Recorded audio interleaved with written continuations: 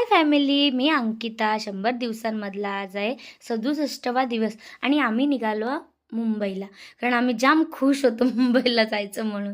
त्याच्यानंतर आम्ही बसमध्ये गेलो. पहिले इथून अलिबागपासून बसमध्ये, मग तिथून मुंबईला बसमध्ये, तिथून ट्रेनमध्ये असा प्रवास करत करत आम्ही पोचलो आणि मस्तपैकी छोटू माझ्या कुशीत आलं. तर त्याच्यानंतर मग आरूला आम्ही गिफ्ट नेलेलं कारण तिचा बड्डे होता. तर मग ते ओपन वगैरे चालू होतं करणं, तर छोटू आमची मध्ये-मध्ये चालूच होती. मग आई वगैरे जेवणासाठी मटार सोलत होत्या, तर तिथेही आम्हाला मध्ये-मध्ये यायचंच होतं. तर नंतर त्यांच्यासाठी अजून एक सरप्राईज होतं. एक छोटं घर त्यांना आणलेलं. तर आतमध्ये बघा कोण आहे, मस्तपैकी छोटू आणि आरू.